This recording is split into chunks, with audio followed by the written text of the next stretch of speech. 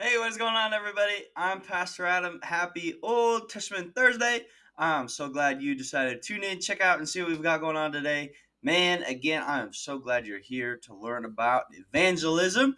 We're going to continue on in that series, talking all about how you, me, everybody else can spread the gospel, why spread the gospel, how to spread the gospel, all of these different things. So, I got a question for you right away this morning, or whenever you watch this video is when you share the gospel, no matter how bad it seems, or no matter how bad your situation seems, what's your focus on? Because you can always focus on sharing God, or your focus on God can be a display for others, thus being evangelism.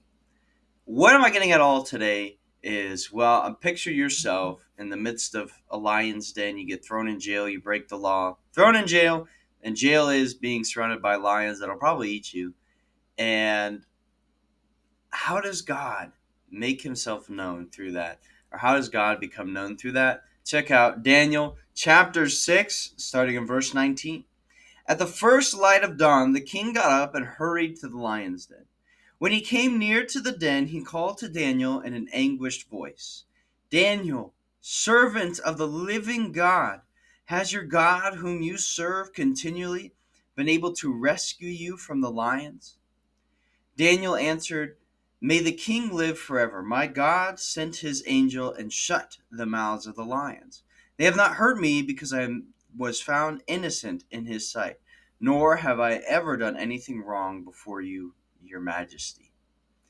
So to give some more context here, if you don't know this story, Daniel, in the country he was living in, outlawed you could only worship the king.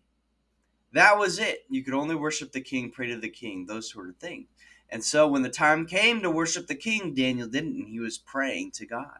And he was found out. So he was thrown into a lion's den as punishment. And yet, in the middle of this terrible, terrible situation where Daniel's life was on the line, God was made known through the whole thing. Why? Because Daniel lived a life that displayed God's majesty, that displayed who God was. He was so devoted to God that he was ready to go to death for him. I'm not saying that we're all going to be thrown into lions' dens, but we can learn something from Daniel that will last us, that will help us evangelize. That it's living our life in a type of way that makes God known. That is a form of evangelism. When people can look at our lives and go, wow, this person is different, there's God in it. The thing that's different is we serve Christ. Did you catch what the king said? He said, Daniel, servant of the living God, has your God, whom you serve, continually been able to rescue you from the lions? The king knew how devoted Daniel was to God, whom you continually serve. He knew who God was, the living God.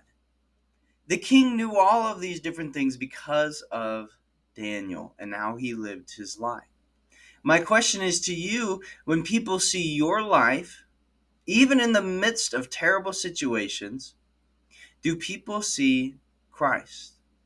Would people say, hey, so and so, are you all right? Did the God whom you serve, the living God, the God you serve continually, did he save you? Would they say that about you? I'm going to leave you with that. Would they say that about you? Does your life show a sense of evangelistic value? My name is Pastor Adam. This has been Old Testament Thursday. I'll see you next time.